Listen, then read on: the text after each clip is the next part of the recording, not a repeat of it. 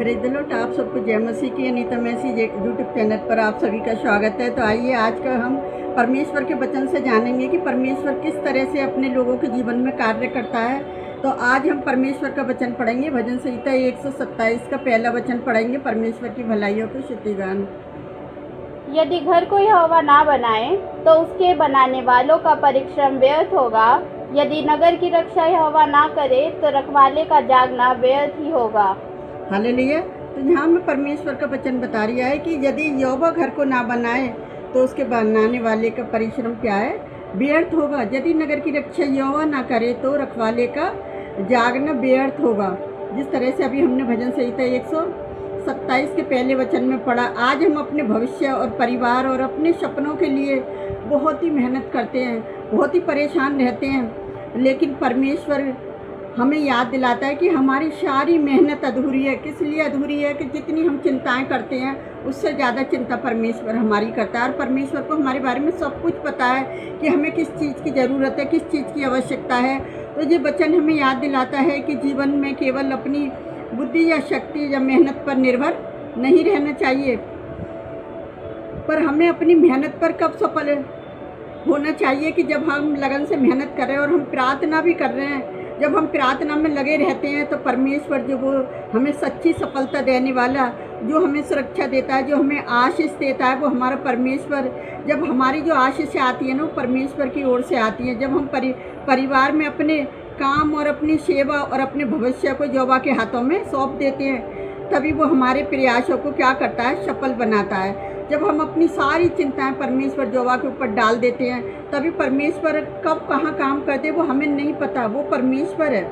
तो हमें सही मार्ग कौन दिखाता है, हमारा परमेश्वर दिखाता है। आज हमने अपना हर निर्णय पता है क्या करना है, अपने परमेश्वर के को क्या करना, पहला स्थान देना। जब हम परमेश्वर को पहला स्थान देते हैं तभी इसकी इच्छा के अनुसार वो क्या चलते हैं। और जब भी विश्वास रखते हैं हम परमेश्वर पर, तो क्या होता है, वो हमारे जीवन की इतनी मजबूती देता है कि हमें पता भी नहीं चलता कि परमेश्वर कब किस वक्त काम करने वाला है हमारे जीवन में, हमें नहीं पता।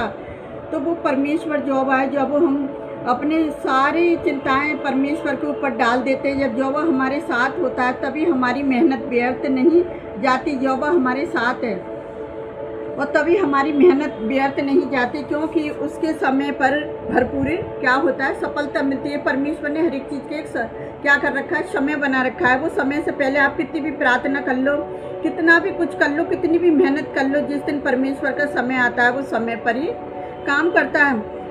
तो प्रभु जो हमारे जीवन में परमेश्वर का जो हमारा जो निर्माता है, जो परमेश्वर है, वो हमारे लिए सब कुछ कर सकता है। तो मैं अपने परमेश्वर का धन्यवाद करती हूँ। इस वचन को बताने का कारण मुझे यही है, यदि नगर की रक्षा यहोवा ना करे तो क्या है, जागने वाले का परिश्रम क्या है, व्यर्थ है। और घर बनाने वाले का भी परिश्रम व्यर्थ है यदि यहोवा घर को ना बनाए तो इस वचन के लिए मुझे परमेश्वर ने मेरे मन में एक गवाही को डाला। उस गवाही को मैं आपके पास साथ शेयर करना चाहती हूँ कि परमेश्वर किस तरह से गवाही है हमारे जीवनों में करता है। तो आइए आप उस गवाही को थोड़ा ध्यान से सुने कि परमेश्वर ने किस तरह से मेरे जीवन में कार्य किया। मैंने पहले आपको बताया था कि मेरी बहुत ही ज़्यादा तबीयत खराब हो गई थी, फिर भी परमेश्वर ने मुझे बिस्तर पर नहीं पड़ने दिया और मैं अपने घर का काम करती रही, क्योंकि मुझे विश्वास था परमेश्वर पे, क्योंकि मेरी सारी रिपोर्ट से नॉर्मल आ रही थी। और जब मैं अपनी रिपोर्ट्सों को देख रही तो मैं ऊपर चढ़ने में इतनी परेशान हो गई। मैंने क्या करा, मैंने अपनी बेटी को कहा चलो घर की हम सफाई करते हैं और आज से हम नीचे नहीं उतरेंगे, है ना, और हम नहीं जा रहे कहीं भी। अब जब हमने ऐसा कर लिया और हमने अपने बेड को खोला, हमने अपने रजाई बिस्तरों को धूप लगाई और हमने क्या करा, उनको पैक करके बंद कर दिया। और जब हम ऐसा करके रात का समय, पता क्या हुआ, हम जब अपनी प्रार्थना करके अपने बिस्तर पर जाते हैं तो अचानक हमारे पास एक कॉल आती है। और उस कॉल में पता है क्या, मैं सोचने लगी कि किसकी कॉल है। और जब मेरी बेटी ने कहा मम्मी बात तो कर, कौन है। जब मैंने बात करी तो मैंने कहा हाँ जी बोलिए। तो कहता है कि तुम मकान बेचना चाहते हो अपना। तो मैं बड़ी परेशान हो गई। मैंने कहा ये क्या कि मतलब ये अभी तो हमने सोचा कि नहीं हम नहीं जा रहे कहीं, हम तो यहीं पर ही रहेंगे। लेकिन मैंने मन में परमेश्वर से कहा कि प्रभु आप बताओ मैं क्या करूं। मेरे अंदर से हाँ आती है कि तू हाँ कर। और जब मैंने हाँ करी, मैंने की हाँ, तो फिर उसने मुझे जवाब दिया कि तुम्हारे वो फ्लैट को कोई देखने आ रहा है। तो मैंने कि कौन आ रहा है रात में देखने के लिए? फिर बोला कि आप घबराओ मती, कोई लेडीज़ ही आ रही है। तो मैं परमेश्वर का धन्यवाद करती हूँ। फिर मैं प्रार्थना करने लग गई मन में, और जब मैं मन में ही प्रार्थना कर रही थी तो परमेश्वर ने कही कि आने दे। और जब वो लेडीज़ आई हमारे घर पे तो उसने पता है क्या करा, कुछ भी नहीं देखा, मकान को देख के एकदम से क्या करा, राज़ी हो गई। और जब राज़ी होकर उसने क्या करा कि तुम थोड़ी नीचे आना। मैं सोच रही मैं नीचे आके क्या करूँगी, मेरे बेटे को तो आज लेट है ड्यूटी पे से, वो रात को अभी ड्यूटी पे से नहीं आया, मैं नहीं जाऊँगी। अब अचानक से वो नीचे फ़ोन करते हैं मेरे को कि नीचे आ जाओ आप। मैं कह रही मैं नीचे आके क्या करूँगी। अब मैंने अपने बेटे को कॉल करवाई थी कि भाई हम नीचे आ रहे हैं और तू नीचे ही मिलना हमें।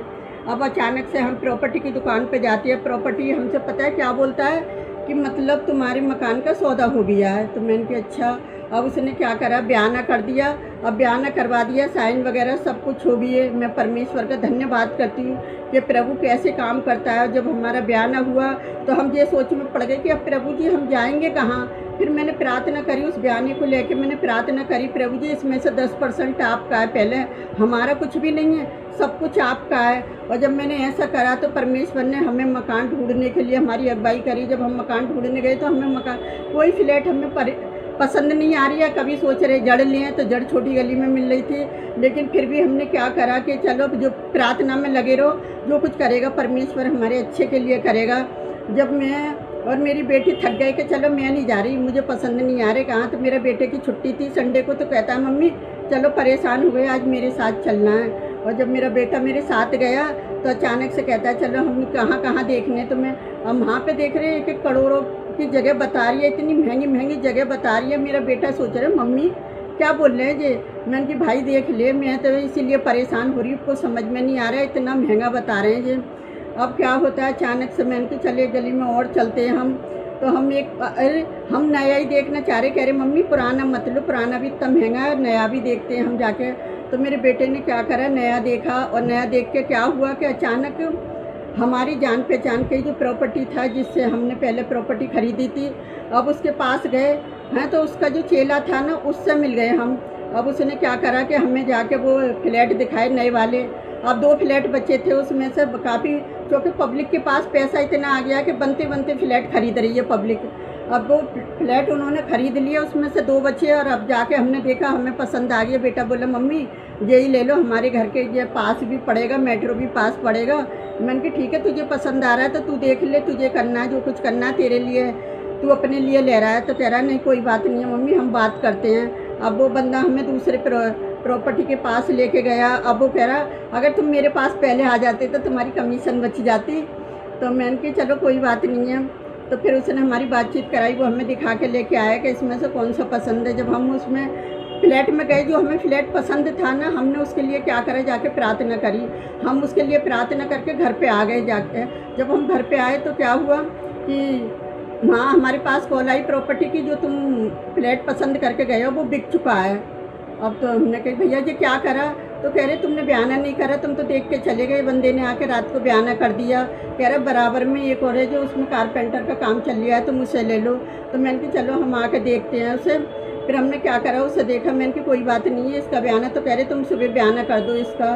तो फिर हमने क्या करा, सुबह उसका बयाना करा। मैं परमेश्वर का धन्यवाद करती हूँ कि हमने बयाना करने से पहले उस घर को परमेश्वर के हाथों में सौंपा, और हमने जाने से पहले भी उस घर को परमेश्वर के हाथों में सौंपा। मैं परमेश्वर का धन्यवाद करती हूँ कि आज जो मेरी वीडियो जो चल रही है संडे से, जो मेरी उसी नए फ्लैट से चल रही है, मैं अपने परमेश्वर का गोटी गोटी धन्यवाद करती हूँ कि परमेश्वर कब धीरे से काम करता है। और मैंने परमेश्वर से 3 रूम मांगे थे, परमेश्वर ने मुझे 3 रूम दिए। मैं अपने परमेश्वर का धन्यवाद करती हूँ कि मैंने ज़्यादा कुछ नहीं मांगा। प्रभु जी, एक में मैं सुबह प्रार्थना कर सकूँ, एक में मैं दोपहर को प्रार्थना कर सकूँ, एक में मैं शाम को प्रार्थना कर सकूँ। और मेरे परमेश्वर ने धीरे से ऐसा काम करा कि हमें पता ही नहीं चला कि परमेश्वर ने हमें कब इस फ्लैट में ला के बिठा दिया।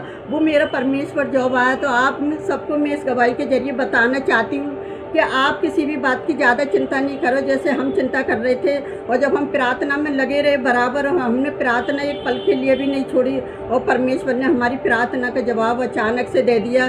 तो मेरे प्रिय भाई बहनों को, यहोवा यदि घर को ना बनाए तो घर बनाने वाले का परिश्रम व्यर्थ है।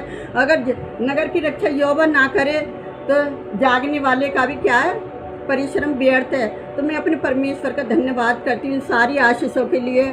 और ये यहाँ पे अभी हमारे दिल्ली जंतर मंतर पे जो आंदोलन था उसके लिए हमने नाइट प्रेयर लगातार करी और परमेश्वर ने सबके सहयोग से परमेश्वर का धन्यवाद करते हैं कि जिन लोगों ने सेवा में हाथ बटाया, जिन लोगों ने प्रार्थना करी, मैं उन सबका भी दिल से धन्यवाद करती हूँ कि हमारे दिल्ली शहर को बचाया परमेश्वर ने और सबकी प्रार्थना का जवाब दिया।